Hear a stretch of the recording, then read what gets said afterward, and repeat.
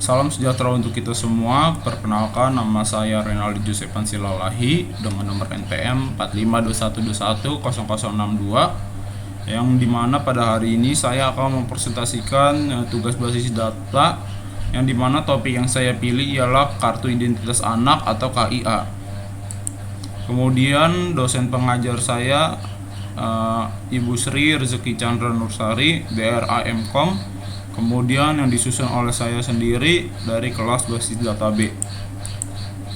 Kemudian di pembahasan pertama, ruang lingkup Kartu Identitas Anak atau KIA adalah bukti identitas resmi untuk anak di bawah 17 tahun yang berlaku selayaknya kartu tanda penduduk atau KTP untuk orang dewasa pada umumnya.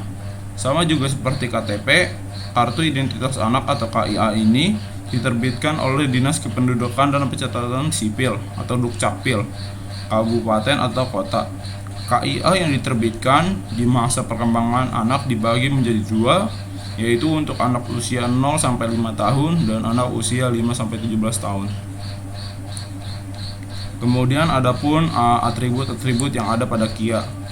Yang pertama ada NIK, kemudian yang di kedua ada nama, ketiga ada tempat lahir, keempat ada tanggal lahir, kelima ada jenis kelamin, keenam ada golongan darah, ketujuh ada nomor kartu keluarga, yang kedelapan ada nama kepala keluarga, nomor 9 ada nomor akta kelahiran, nomor 10 agama, nomor 11 kewarganegaraan, nomor 12 alamat, nomor 13 RT, nomor 14 RW, nomor 15 kelurahan, nomor 16 kecamatan, nomor 17 provinsi, nomor 18 barcode, nomor 19 berlaku, terus nomor 20 nama kepala dinas, nomor 21 itu NIP kepala dinas, nomor 22 tanggal dibuat, nomor 23 ketentuan, nomor 24 alamat kantor, nomor 25 ialah nomor telepon kantor, nomor 26 ialah nomor fax, dan nomor 27 ialah tanda tangan.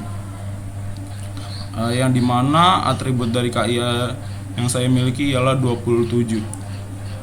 Kemudian di pembahasan kedua ialah forum 05, yang dimana di sini ada soal 02. Apakah bentuk normal dari tabel ini di atas, dan beri alasannya. Menurut saya jawaban di atas itu ialah B 2NF, karena tabel sudah sesuai dengan standar 1NF dan setiap atribut non-key memiliki ketergantungan fungsional pada semua key. Yang kemudian adalah pertanyaan beserta alasannya. Yang pertama soal nomor 1, apakah Anda memiliki atribut komposit? Yang kemudian beri alasannya. Jawabannya iya, ada, karena terdapat alamat pemilik kartu yang dimana atribut tersebut dapat dipilih menjadi sub-sub atribut. Contohnya ialah kewarganegaraan. Soal nomor 2, apakah Anda mempunyai atribut bernilai banyak? Beri alasannya. Jawabannya ialah tidak ada, karena tidak terdapatnya atribut yang dapat memiliki lebih dari satu nilai tetapi jenisnya sama. Soal yang ketiga, apakah Anda memiliki atribut mandatori? Jawabannya iya. Alasannya karena terdapat atribut pada tabel yang harus berisi data dan berfungsi sebagai primary key. Contohnya yaitu NIK. Apakah ada nilai 0? Jawabannya tidak ada. Alasannya karena setiap atribut wajib diisikan dan tidak ada data yang boleh dikosongkan. Kemudian apakah ada fungsi atribut turunan? Jawabannya tidak ada. Alasannya karena tidak terdapat atribut yang nilainya diperoleh dari pengelolaan. Kemudian ada tabel anormal yang saya miliki dari KIA. Di sini terdapat data NIK, kemudian data nama, kemudian data tempat lahir, kemudian data tanggal lahir, data jenis kelamin, data golongan darah, nomor kartu keluarga, nama kepala keluarga, nomor akta kelahiran, agama, terus kewarganegaraan, data alamat, data RT RW, data kelurahan, data kecamatan, data provinsi, terus barcode, ada berlaku, ada nama kepala dinas, ada NIP kepala dinas, terus ada data tanggal dibuat, ketentuan, terus ada alamat kantor, ada nomor telepon kantor, ada nomor fax dan tanda tangan. Kemudian di sini 1NF pribadi yang dimana datanya sudah dipisah, yang nantinya akan dibagi menjadi 1NF pribadi dan 1NF kartu. Di sini sama seperti yang anormal sebelumnya, cuman di sini hanya menampilkan si data pribadinya saja tanpa menampilkan si data kartunya. Kemudian ini data kartunya yang sama seperti anormal, cuman bedanya tidak adanya data pribadi yang masuk ke sini. Kemudian 2NF yang dimana lebih detailkan lagi, yang lebih dirincikan lagi, yang dimana di sini 2NF-nya terdiri dari provinsi, tempat lahir, yang dimana provinsi ada kode provinsi, tempat lahir ada kode tempat lahir, jenis kelamin ada ID jenis kelamin, terus golongan darah ada kode golongan darah, agama ada kode agama, kewarganegaraan ada kode kewarganegaraan, terus kelurahan ada kode kelurahan, kecamatan ada kode kecamatan. Kemudian selanjutnya ialah nama tabel dan tipe atribut. Di sini yang diambil dari 2NF yang sebelumnya, yang dimana provinsi sebagai master, tempat lahir sebagai master, jenis kelamin sebagai master, terus golongan darah sebagai master, agama sebagai master, kewarganegaraan sebagai master, kelurahan sebagai master, kecamatan sebagai master, kartu sebagai transaksi, dan pribadi sebagai master. Kemudian di sini ada tabel-tabelnya, yang dimana provinsi sebagai master menggunakan kode provinsi integer 10, yang dimana provinsinya menggunakan varchar 15. Kemudian tabel tempat lahir sebagai master menggunakan kode tempat lahirnya varchar 5, terus tempat lahirnya varchar 20. Terus tabel jenis kelamin sebagai master, ID jenis kelamin varchar 3, terus jenis kelamin laki-laki varchar 9. Kemudian ada tabel golongan darah sebagai master, kode golongan darah varchar 5, terus ada golongan darah varchar 3. Terus ada tabel agama sebagai master, kode agama varchar 3, terus kemudian ada agama sebagai varchar 15.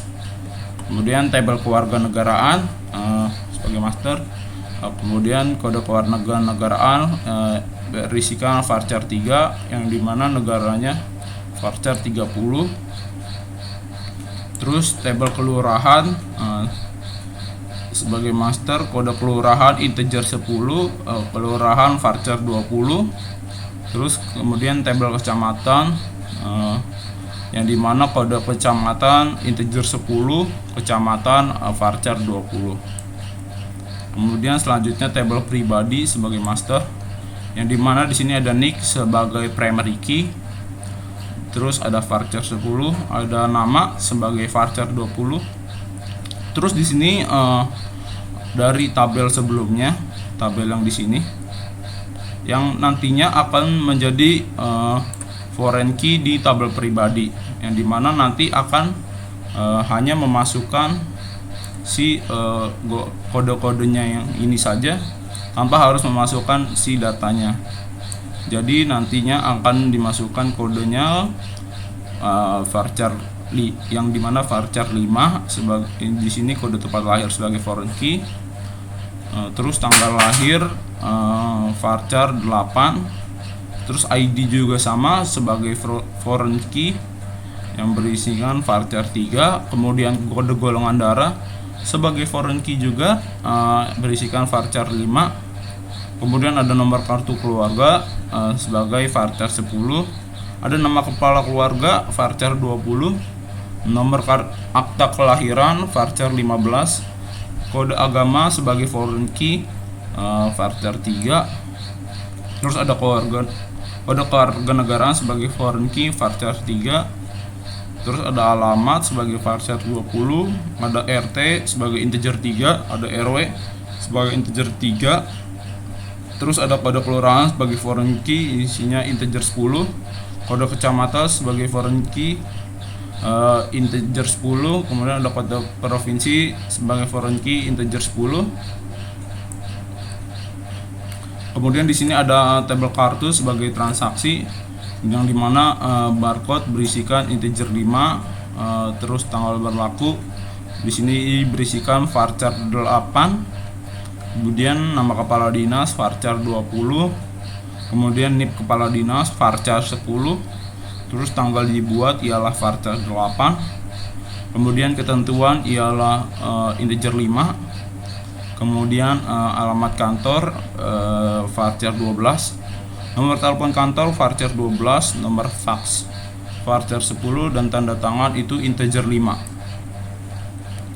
Kemudian di sini adalah ada pembahasan APL atau arsitektur perangkat lunak. Yang pertama ialah manajemen user, kemudian ada login, kemudian di sini untuk user untuk masuk. Nanti di sini ada ini untuk input, nanti di sini ada outputnya info user, di sini untuk login. Yang pertama itu ialah master, yang dimana terdiri sebagai data-data pribadi seperti kode golongan darah, NIK, nama, kode tempat lahir, tanggal lahir, terus nomor kartu keluarga, nama kepala keluarga, nomor akte kelahiran, kode agama, kode kewarganegaraan, terus ID jenis kelamin, RT, alamat, kode kelurahan, RW, terus kode kecamatan, kode provinsi, info pribadi dan pribadi. Nah, kemudian di sini ada kartu KIA, yang dimana kartu KIA ini sebagai transaksi, yang dimana nantinya info pribadi dan pribadi juga masuk ke sini, kemudian ada kartunya juga. Demikian presentasi dari saya. Jika ada salah mohon maaf. Demikian presentasi saya hari ini. Terima kasih.